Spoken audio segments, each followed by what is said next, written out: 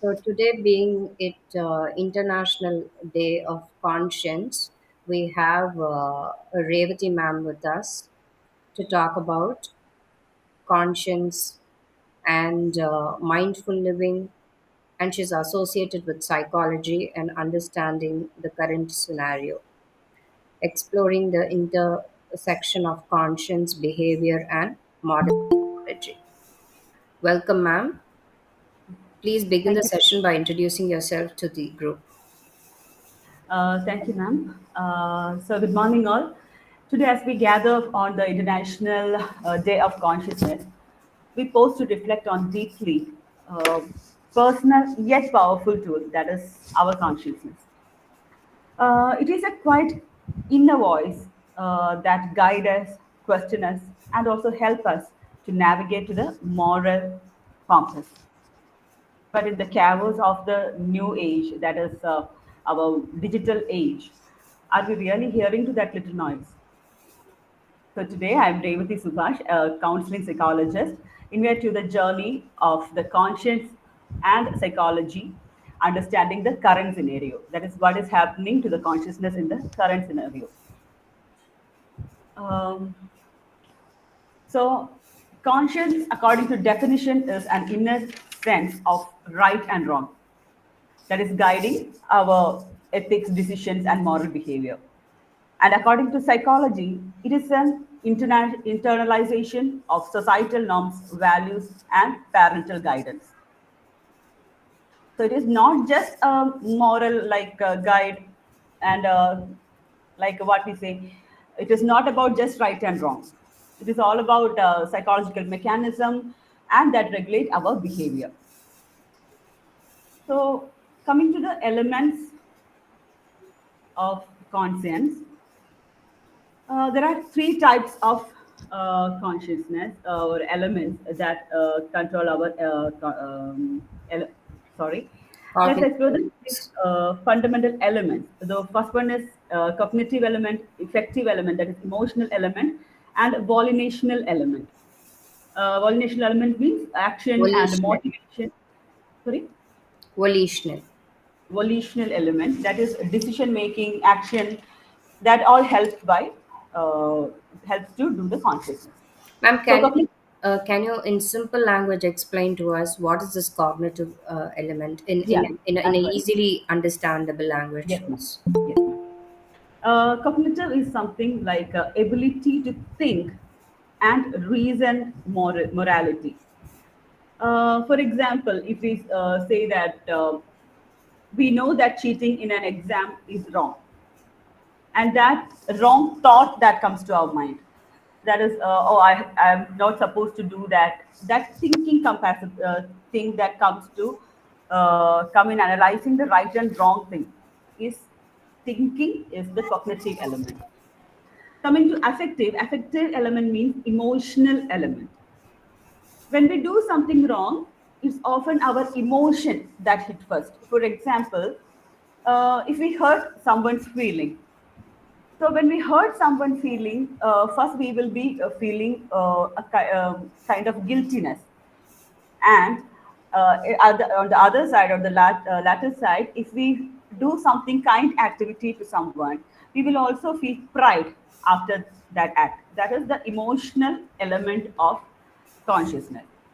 And then coming to the volitional, which is the action and decision making of consciousness. For example, if we there are people, if we are seeing someone who is being bullied, at sometimes people will be doing I don't know anything, I don't know that person, I'm not supposed to do anything. Someone will refrain from doing anything. Some people at least will think in the mind, as we said, the cognitive element, or the person is doing wrong, or the person is getting wrong ideas, or the person is being bullied is wrong. Someone will think, but only some people, very few people will come out for doing right, even when it is hard. That is to go against that person being bullied. Someone will stand for that person. So this is the action. Even the scenario is very tough, the person will stand for the moral of that person, the decision making and action will be very evident. These are the three elements that we say. Coming to the theories of consciousness. I'm just covering the psychological theories. There are so many other theories. Psychological theory, main first one is Freudian theory. As we all know, Freud is Sigmund Freud, who is the father of psychology. According to him, consciousness as a part of superego. What is superego? Is one of the three components of personality. According to him, there are three components of personality: ego and superego, and consciousness comes in superego. So, superego developed through internalization of parental and societal rules during early childhood. For example, when we say parents will guide at the younger age, some uh, parents will guide this is right and this is wrong. Sometimes we learn from the parents that this is right and wrong. We see, we know from the society, from the movies, on all those things that we get. An idea at the childhood that these are the rules that have to be kept on. So this is developed through the childhood, and this superego has two parts, according to Freud, that is consciousness and ego ideal. Consciousness is something that punishes with guilt. That is, when we do something wrong, our mind, the consciousness is feeling guilty. And coming to ego ideal, that is reward us with pride when live up to our moral standard. So if we don't live up to our moral standard, the consciousness will punish with guilt. And if we are living according to our moral standard, the ego ideal will reward us. This is consciousness goes according to Freud's theory. Coming to Piaget's moral developmental theory, according to him, there is two. One is heteronomous morality and one is autonomous morality. He focuses on these moral reasoning development in children. குழந்தைங்களை மட்டும்தான் அவங்க ரொம்ப focus பண்ணுறான். So according to this heteronomous morality comes under age of 10. 10 வயசுக்கு கீழே தான் வரும். Like they will do something according fear of according to the fear they have. For example, இப்போ ஒரு கிளாஸ் உடைச்சிட்டா அதுக்கு பனிஷ்மெண்ட் கிடைக்கும். He or she will get a punishment if the child put a glass down and it is broken. So there is a reaction if this is happened. Someone will beat her, someone will shout at her or him. So this thing will happen in the heteronomous morality. That is, the child is feared to the external factors. The rules are fixed and by the external authority, the parent, grandparent, teacher, or any other one. But coming to autonomous morality is up from age 10 plus. They understand that the rules are flexible and based on mutual respect. That is, if we hurt someone by our words, by our action, that will make us feel bad and also the other person feel bad. This kind of exchange or this kind of mutual respect is something that the child understands from the age of 10. Till 10, it is heteronomous, that is, the child is feared of the punishment. From 10 plus, the child is not feared, but the child have understanding that these are flexible and these are based on the mutual respect, and according to their morality is based on not based on what others fix. It is completely internal. And coming to Colbert's stage of moral development,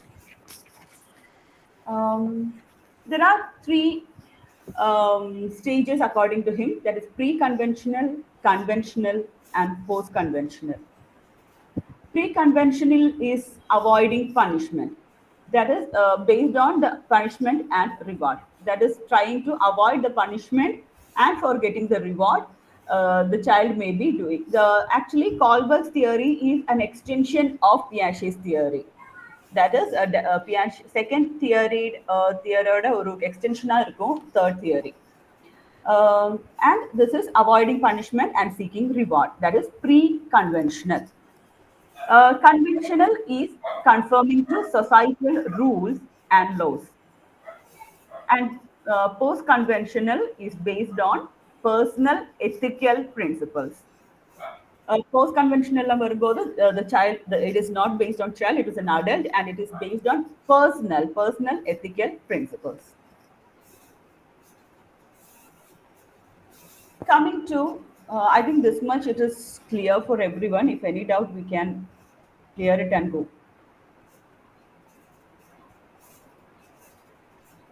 Oh, You can go ahead, ma'am. thank you, ma'am.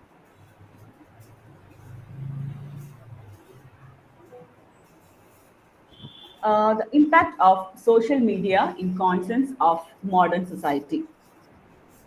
Social media and conscious, for example, in nowadays, there are so many digital devices that are social media that is present for children. For example, Instagram, Twitter, Facebook, and there are n number of platforms. And this actually makes or helps the um, powerful force in shaping the child's morality or conscience. Why I'm saying like that? For example, nowadays children from age of very young age they are getting the phone, and they are most of the children from age of 10 or 11 they have social media platform accounts. They know how to use every platform, and they know how to look at the reels and everything. And we know most of the children are doing their own personal reels and stuff in social media, and this is all because influenced their character. Like 10 years before, like how the children were and how the children are now are completely different. Now we say the Gen Z kids, the 90s kids, the 80s kids, all these things are there. So these are because of the influence have happened very much in each child's development, specifically consciousness or moral development. Why? How this is influencing the consciousness? One is social validation. Platform, for example, a child is posting something, or the child is posting a reel or a photo on a social platform. I'm not saying child, leading to a teenager adult. So a platform, the person is getting at least 200 likes per day. The person is happy. Oh, I got 200 likes. The third day, second day, he got 2 million or 3 million likes and 3 million shares or anything like that, a very huge number. The person is wondered and happy, and that happiness is more than that 200 that he gave. The third day, think that the person is getting only 16 likes and the viewership is very low. The person's happiness, the person's validation completely goes down. That is a person who's starting using the social media, they think that their validation, their responsibility, their personal everything is according to the like and share of another person. If some 100% like பண்ணலன்னா முடிஞ்சிச்சு என் வாழ்க்கையே முடிஞ்சிச்சு அந்த மாதிரி ஒரு feel is coming to these kind of people who are so much into um, social media. Then influences from ideal norm. For example, we say that nowadays kids, we can see Korean influence a lot in every way, like from K-pop to K-drama, K-food. We have never seen any kind of mini, so we can see in any what we say mall. In any mall we can see a Korean shop, a Korean food court. There was my child who is just 6 year old. He know about sushi. From where he know sushi? He know from the cartoon. This is all kind of influence that they are giving. I don't know sushi till the age till 2 3 years back. So what is sushi? It's a kind of food, and it is very cute to see. So all these things, the ideas they are getting from social media or the cartoons, they are getting so much. ideas from others, and the food style, the lifestyle, the dressing sense, all are getting validated only according to what the celebrities say or what the current norm. For example, if a child or a person is not very knowledgeable about new trend and new kind of dressing, the person is being bullied. Why you are dressing like this? Why your lipstick shade is like this? This is not the trend. This trend is old, maybe 2 days back. So the person should be updated every day, every time. And some people are losing self-esteem, and body image is also being bullied because of all these guys. Some people are very thin. Some people are very hefty. It is not a matter that others are not supposed to influence them, and the inner voice have to be influencing them is not understanding for the new generation because of these influences. Again, what I said, social media, the same beauty standards and materialism. Some celebrities or influencers are promoting some cream or lotion or hair cream or anything, that if that child or person likes that person, the celebrity, the person will obviously go and buy the products from that person without thinking twice. Nowadays, Korean facial sheet, glass skin, um, then snail serum, all those things have come in popular nowadays because of the Korean influence in the India also. People are not thinking twice or thrice because our skin and their skin are different. Our skin materials and their skin materials are different. The genetic is different. All those things are not taken in account because these influences are going on. Now the thing is peer pressure and consciences. Everyone, whether there is a teenager or whether there is an adult, peer pressure always influence. But more influence happens when it is teenage, because we are not a child, not an adult. It is enough, and we need someone for help, or someone have to accept us, someone have to love us. So all these we want to align to the group, uh, to be in part of that. So for example, if a group of people, a group of children using drugs or alcohol, um, might not allow a new person who is not using any. So that not using any person, that is one who wanted to be inside that group, is asked to take all kind of drugs or alcohol, substance abuse is being encouraged to be aligned with that group norm. In school settings also, again we say that bullying is happening, though that person, though a child doesn't want to bully a person, to be standing with the group, to don't want to leave that group, the child accepts to bully the other one. His moral may be asking him why you are doing this, but the peer pressure, the being with the friend, be it to align with the friend, he is doing bullying for the friends. This all happening because though the consciousness is working, the peer pressure is more important for them, or the peers are the friends acceptance is more important than the moral. So in all these things we have to know where to stop or where to keep our limits. These limits is difficult to keep because of the influences. So sorry. And the last one, not the least, media. Uh, I don't know how many of you have seen the movie, old movie it is Manmadan. Manmadan is a movie starred by actor Simbu, and the actor is someone who kills women. Sorry, the character of that movie kills women who are not living according to the standard or moral of the society. So he kills them because some lady have done something bad to his twin brother. I'm not saying about the story, but the thing is that here the hero is also the villain. The hero is doing good thing according to the a teenager's mind, because a bad woman is being killed. Once upon a time, the villains were bad people. Now the hero and the villain are all the same. Here I have shown the photo of Surya from Vikram. The role character was Rolex. More than Kamal Hassan or more than Fahad Fazil, Rolex was celebrated in between teenagers or in between early adults. Why?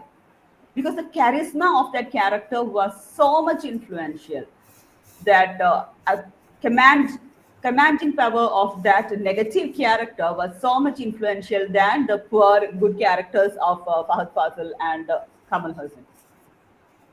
So these influences that a teenager might watch a popular TV show where the main character engages in unethical behavior but is portrayed as a charismatic or successful. On a social media, the teen sees friends glorifying this behavior, and the peer pressure might further encourage acting similarly to the finite. As a result, the teenager's conscience might become desensitized to ethical concerns in favor to personal gain or social acceptance. Common misconceptions about conscience. It is not just instinct. Instinct is biological, while conscience is moral and cognitive. It is not just social conditioning. Consciousness is influenced by society, but it is not entirely shaped by it. Consciousness is not just fear of punishment, because we have seen in uh, Piaget's theory and Kolber's theory the punishment factor. But consciousness is not just fear of punishment. True consciousness is guide moral actions even without external consequences. And consciousness is not just personal preferences. Consciousness is based on ethical principles, not individual likes or dislikes.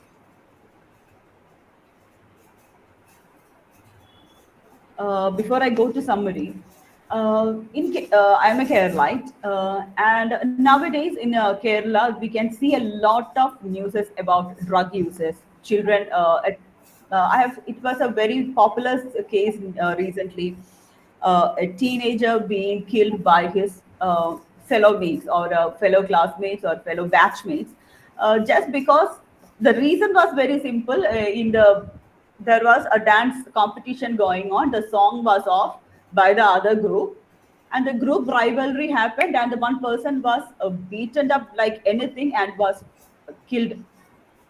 The killed child, the child who died was just 15-year-old, and the kids killed was also 15-year-old. The kills who killed the child was also 15-year-old. Another case I saw in Kerala was about bullying.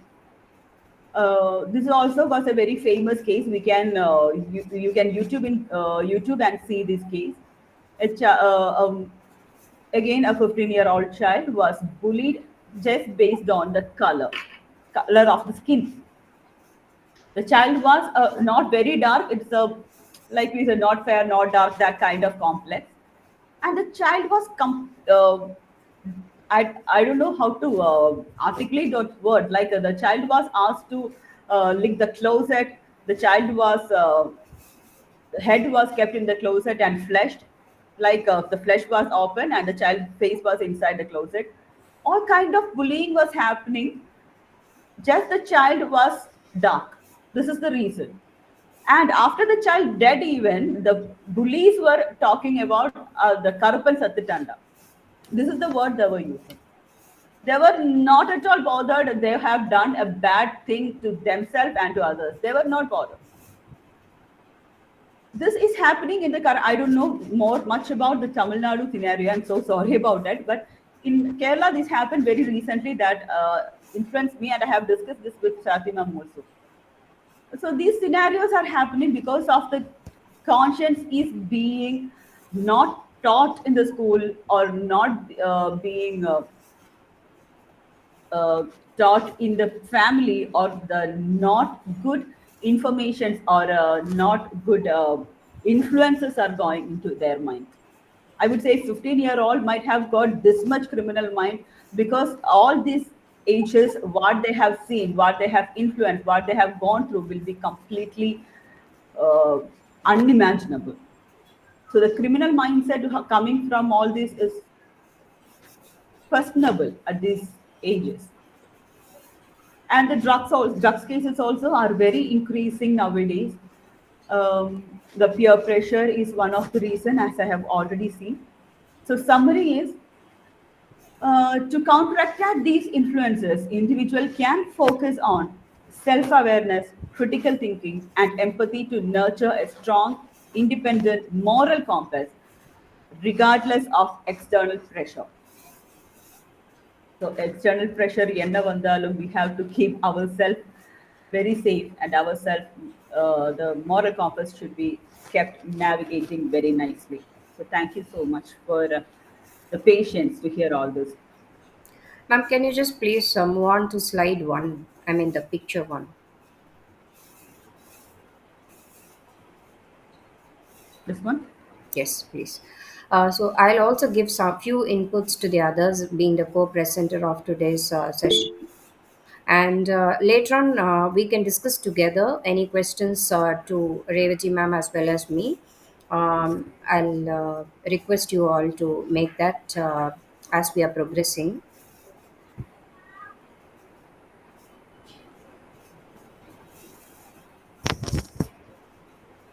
Yeah. So I just wanted to add on a few things from for which Revati ma'am very beautifully explained to us, and it was like she was like giving us precisely the information, and I was very impressed with what she conveyed because she exactly spoke about what is the need of the hour. So why I'm saying need of the hour is I'll just ask you a question. She was talking about the Freudian psychology. Here, I'll explain to you concepts called what is id, what is ego, and superego. Okay, so what is id? It is when there is a apple. Let's just imagine there's an apple which is placed in a on a table, and the human instinct is that when the person looks at the apple, the person is immediately getting attracted to it and wants to go and eat it. So what he does is he's not even concerned whether people are watching or not around. People who are acting by instincts. I'm talking about only the people who are acting, going with their own instincts. So by looking at the apple, I want the apple, whether people are watching or not. That instinct, that impulse is pushing me to the place where I go and take away that apple. I'm not thinking about anything else. I want it, I'll get it. So whether people are watching or not, they'll go pick it and then they eat it, whatever they do, no. So there are chances that that person might get caught by the person who left it there, or people can say that he robbed of an apple or whatever. Those consequences are different, like according to whatever he did and whoever watched him, that will be the consequences. Next, this there's one concept called as ego. So in this ego, what happens is the same apple, if the person who wants that apple is looking around whether people are watching or not, and when people are not watching him, the person goes and picks it off without the knowledge of the person who left it there, and he eats it or he enjoys it, whatever. This is ego. Super ego is, there's an apple left there, I look at it, I might like it, but still I'm thinking, like there could be someone who has left it there, and I think that it is not right for me to pick it up without the uh, consent of that particular individual. That individual might be looking for it later, so think about it in a more moralistic way.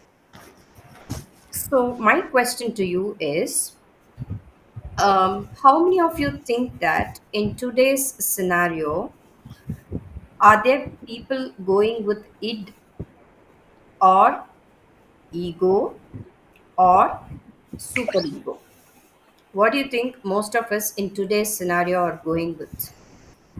It can be the common people, it can be people in power, it can be politicians, it can be people who are ruling us. Exactly, ego. Now, most of the system is functioning where the individuals are going with the ego. And beautifully, she explained the Piaget's concept. She also touched on the Kohlberg's psychology, where we're talking about conscience. I think why we are speaking about conscience today is it's very important for us to function with that awareness of our conscience. Why? Because, as she rightly explained, there is a strong connect between the cognition, the thoughts, the thinking of a person, the perceptual abilities of a person, the understanding of a person is connected with that particular individual's emotions. Suppose if I go against my conscience and I do a particular thing, I might end up feeling guilty. So my thought about I did a wrong is the cognition, and but I did it. Okay. And my emotion which I'm going through now is guilt. Guilt is a very strong emotion which can destroy a person, kill the person. When you carry it with you for a long time, it can lead you to anger, it can lead you to sadness, it can lead you to other emotions as well. But the authentic emotion will be guilt, where the racket emotion, racket is like the racket feelings are what you express outside. The original emotion can be different, but what you're expressing it outside can be different. Some men who are not very verbally expressive, maybe they're not able to, some men or women, whoever it is. Why I immediately said men is sometimes I feel that men are not as verbal as women. I'm not generalizing, but in most cases which I have seen, I feel that women are okay to verbalize with what they feel, but a little constraint is what I have seen when it comes to men, because I think it's the society which has like thought men that you should not like break down at certain points. Maybe you're a man, you need to be bold. Maybe people who have heard such instructions from childhood, when they become men, they tend to like hold on things like you're a man, you should be brave, you should be bold. When you're saying such things, they're not very opening up with whatever is like happening. So that's one thing. And yeah, so that is the emotion can be guilt. As a result of holding that guilt, the behavior will get affected. Maybe I isolate myself. Maybe I'm not very functional like how I was earlier with in my social life, or it can influence my personal life. It can influence my professional life. Everything is interconnected. One area get disturbed, the other area also gets disturbed. So that's one thing. And there's one more thing of like why certain people can act without that conscience.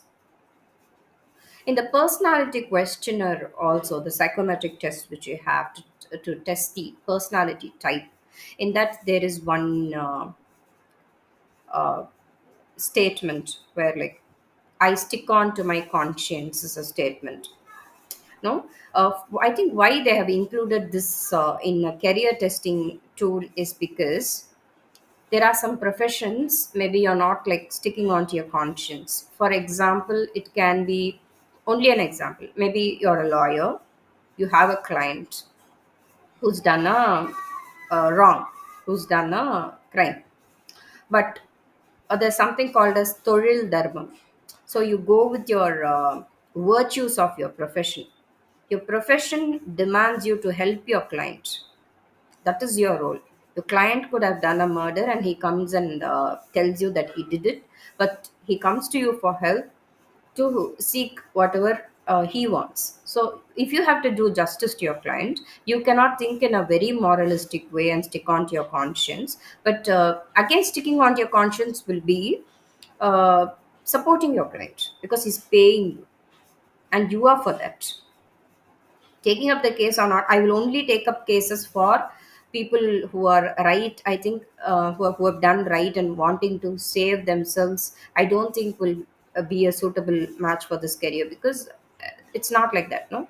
Both of them will need help, whether it is a victim or whether it is the accused, whoever it is, they will need the help. So I'm just trying to explain you how they can stick on to their consciousness in those areas, I mean conscience. And so, one thing she was talking about, the influence to conscience. I think a few generations back, we were a little more sticking on to our conscience. Now, there are certain distractions for the younger generation to not stick on to their conscience, and other people as well. We cannot say only the youngsters are doing this, even people who are in their 30s, 40s, such things we are seeing in day to day lives in our own circles. One such thing can be a confusion. So there's more of westernization, exposure to certain things, and even the changes which is happening in the Indian society. And we have certain cultural norms, and so many cultural norms from the West are coming in, and that includes, I mean, that creates a kind of confusion. Maybe let us take individuals born in the 70s or 80s in India. Maybe they have this moralistic values that premarital sex is wrong. I'm not talking about whether it's right or wrong. Many people in that generation, they consider that to be, if you do something like that, it's like against your conscience. But there's a lot of, they watch a lot of nowadays, a lot of Korean series and Western culture. The people who are moving abroad for studies and getting back, and there are people who are like we work with when we're working into the IT profession. You're working for maybe countries like the US or the UK, and you follow even holidays given to you is based on when they have holidays. There's no, sometimes there's no holiday for Diwali, Pongal, or whatever is celebrated in India. So you're more prone to the Western culture, and that is what we're inculcating in work as well. So on those times, the point which I'm trying to make is there's a confusion in people's mind of which is right and which is wrong. Now, if you ask a person whether premarital sex is right or wrong, they might say it's okay, it's fine. You understand? So we are confusing the society. Maybe the parents are teaching that that is wrong. Maybe the environment in which they're growing up is saying it is right. So that is a confusion. The conscience, whether I'm going with my conscience or not, is the point which I'm trying to make. Because people around us are confusing the younger generation. Maybe we should be very careful. And maybe if you ask me, I would say like when I meet youngsters, I would never be judgmental. It's their moral values, it's their principles, but still do what is legal. If you're above 18, maybe the society accepts, not the society, law.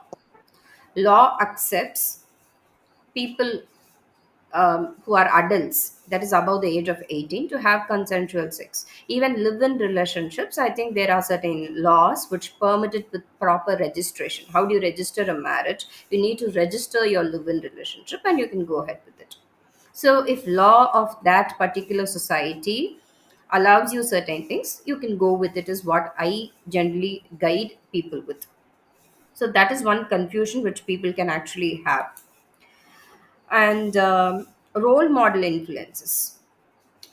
So like my role model did something, maybe my role model indulged in extramarital affair, my role model had multiple sexual partners, my role model can be an actress, My role model can be a cricket player or anyone into sports, or my role model can be an international businessman. So here, my conscience is again under question mark whether I should be following what the my role model is doing, or like stick on to what the people around me are telling me, what my parents are telling me. So that's one thing. So that's one confusion that the younger generation can face. And peer pressure, as you rightly said. My conscience says that you're not supposed to do certain things. Maybe consuming alcohol or smoking, such things. Maybe the society wants me to, not my parents tell me this, and my conscience knows that is not right. My teachers have spoken to me about it, so I know that it's wrong. But if I don't like go with my friends, I'll be cut off from that friendship circle. So I go and do it. So that is how many people will involve in it. Okay. um, so I think there again, whether I should go by my conscience or what is my need of the hour. Should I go with my friends? Because otherwise I will lose my friends. My friends is my identity at a certain age, whether it's adolescents or the college students. My friends are my identity. That is the age, adolescence is the age where the self concept is forming, and it is very important to have these models.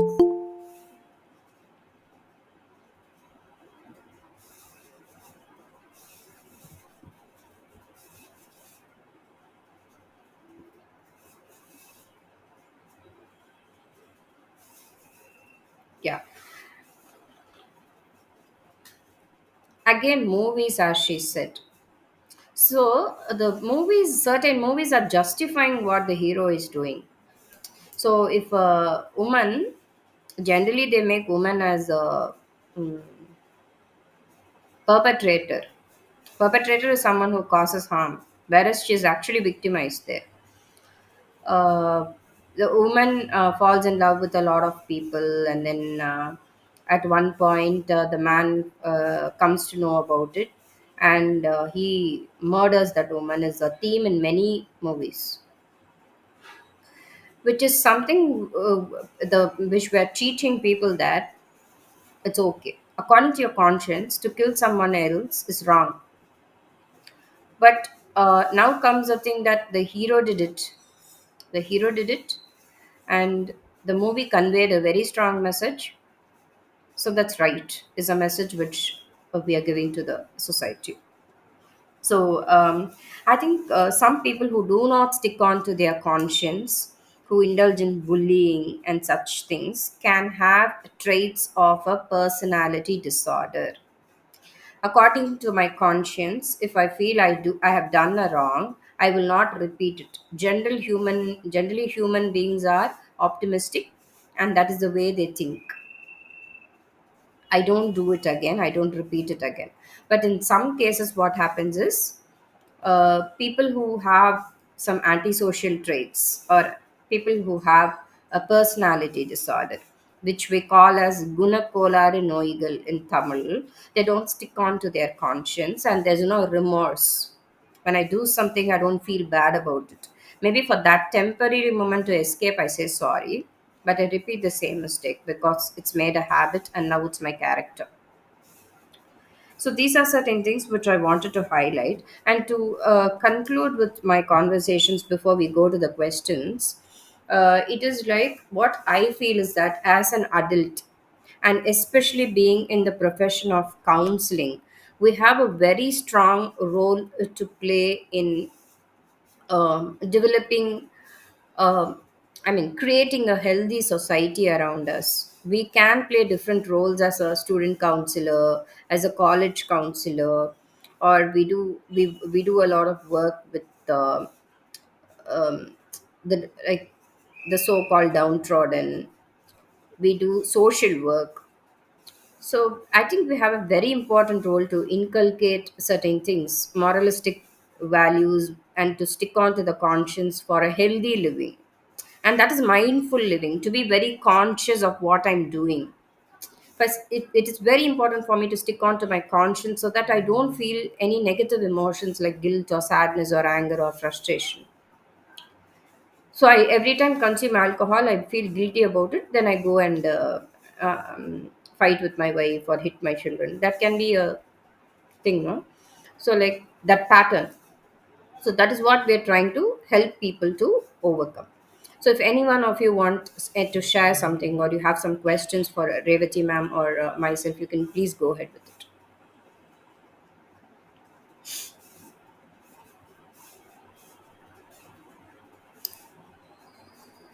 Yeah, any questions to Revati ma'am? Actually, appreciation for organizing this web session. So, need of the hour, as you said, no, we Yes, should be more conscious in the spiritual element also be added to this science, psychological counseling science. We should be more in that sense. It will be helpful for the society as a whole. Thank you for organizing this thank you, ma'am. thing. Great job. Excellent, both of you. Gratitude. Can we hear from the others? A few words about what your takeaway is. Yes, yes, ma'am. Yes, ma'am. Thank you so much for the session. What Revati ma'am conveyed was very clear and no, very true also. Even I have the experience of with my the same experience with my son. Whenever I say something, he says that yes, I know, ma, but if I do that, if I say no, they are bullying me. So that peer pressure was 100% true. So I'm being teaching him about it. Like don't feel for saying no. Don't worry if they don't talk with you. That's okay. So these are the words I'm helping him to do it. But I don't know how much no it will be helpful when the age he crosses. So that's been very big issue now. So as a counselor, I understand, but still as a parent, they are confused. Don't know how much it will help them. So social media impact is very high, and peer pressure is too much for nowadays children. Ma'am. Yes, ma'am. But I think again and again you can insist your child that it's okay to say no when you're not okay with certain things. You have to say no. That is Correct. part of assertive communication, which will help them in the future also in different things which they might take up. And Yes. I think when you tune them in the right way, maybe they are able to self help themselves.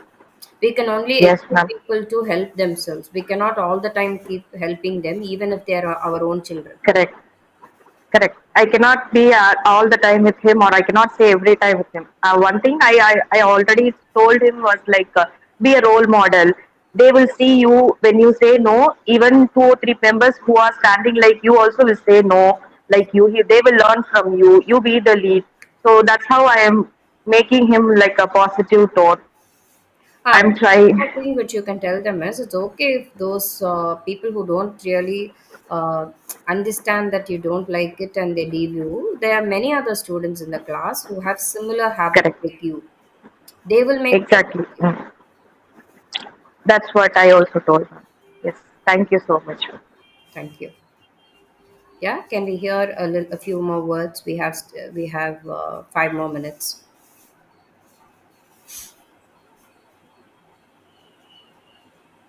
Shamla ma'am.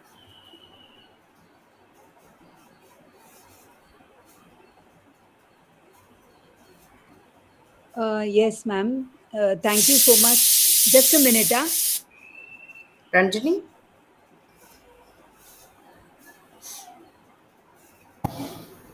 Ma'am, I was thinking about the elders of the society, the elders and the parents, how important they play. They play an important role in being a good example.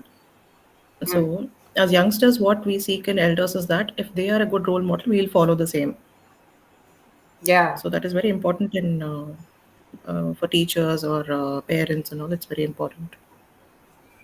Yes, Ranaman. because in usually Yeah, at totally homes agree. what we do is we frequently watch cinema and all that. But eventually after the cinema, some wrong concepts are not being talked about. They are not being explained that it is wrong. So the child might actually intake that it is right, it is okay to be so and so. And it's also very important to just say that if a man or woman do not have enough confidence, they might end up their life or they might be causing harm to the other person because they don't believe in their own selves. If this girl leaves me and go, Yes. let her go. I'll get many other. Somebody else will still propose me, or I can still get a relationship after at some time if I really grieve that loss. After a period of time, I'll get someone else. She's not the only woman in the world. So why I'm doing that is because of lack of confidence. I feel that also Yes, we should educate the youngsters. No, they kill the woman as well as they kill themselves. That also is happening now. Even in Tamil Nadu, we yes. hear about such cases happening. Yeah, thank you. Ranaman, you wanted to say something? No, as usual, Swati ma'am, good morning, ma'am. Very good one. Every time I see this topics, no, whatever you brings, it really works well. Revati ma'am, actually, it's really explained it in very well way. As we said, no, we've seen lot of slides, a lot of understanding in this. Still, no, what I always believes it comes from you. How you are doing this work, Okay. how you are working on this, especially when we work as a psychologist in our area, psychologist area, or any special educator, anything, we'll be knowing more. But while working, no, we'll be finding very difficult to work on that. It takes time, Yes. right? So take time to work on yourself. Definitely, it will reflect your children's or reflects your whoever opposed to you, it can be your client also. Yeah, it's for So all of us. yes, every input of your thing will definitely help them. So or always feels, I have to work on myself. Every day I'll be learning, I'll be work on myself, and I'll be doing whatever I can the best. Can we hear a little from Murshida? Shamla ma'am, are you ready? Yeah. Yeah, ma'am. Yeah, I'm so sorry about that. Ma'am, it was a very good takeaway. I would like to say here something is how you as a parent or how husband and wife behaves with I mean, how respectful is the husband to the wife or the wife to the husband, how they speak, the child observes. There is some theory on this. I can't immediately get that name. So he says that the child picks up many things from what he observes. Okay, so this is this bullying, all these things. If he's seen this in the house, that is what to a great extent happens around goes into the school or goes around with the friends in the bus or even later on in. So that was without any conscience. The feeling of I'm doing something wrong doesn't come because he's always seen that. Yes. So many a times, yeah, you see in Bihar, like many of the rape cases, or I'm not blaming only one state for that, but in fact, Bihar is one of the most math skills are excellent. Those the boys whom I've seen are very good in math, but unfortunately, their environment is not conducive. So because of that, wherever they come, they are labeled now, Hmm. and they are giving us a chance to label them also because they've seen that in the house. So they don't feel that women respect the child respect doing anything in front of the children. So these are the very important. Parenting at home is very important because consciousness will not come to the child unless you evaluate that behavior. Exactly. So if he watches of a father hitting the mother, he thinks that that Yeah. is the way maybe you have to behave. So his conscience doesn't realize that you're hurting some other person and that is wrong. Maybe that is what he watched, as you rightly said. Yeah, exactly. Excuse me. Thank She said no some the theory behind that. Maybe observational learning theory. Albert Bandura it applies here. No, Hmm. you. Yes, Bobodal experiments. yes. Okay. Okay. Yeah, Mushida, you wanted to speak? Yes, ma'am, as we discussed about this class, the we have to give some importance for the child, as you told in the yesterday's class also. If we discuss the family things with them, they feel that matured thing that they have grown up and they have some responsibilities. We should always respect the kids' thoughts and everything. And that ego, ID, super ego, it's a cognitive behavior only. So if they are actually we are teaching them in the proper way, they can understand it. They have some gratitude in the situation. For example, I learned in the psychology, as you said, and we go to the funeral place, they want something in that place, we have to teach them it's not the place, you should behave properly in that, everything the way we convey them only. So the class was very nice. Thank you, Revati ma'am, it was a very wonderful session. Thank you all. Thank you for being so patient and listening to us. You've been such wonderful interactive audience. And thank you, ma'am, Revati ma'am, for the wonderful session. I give it on to Revati ma'am to conclude. Thank you, Swati ma'am, to give such an opportunity. Actually, it's after a long time I'm doing something in front of people. It's a big break, so I was very nervous. For a long time, my tongue was dry.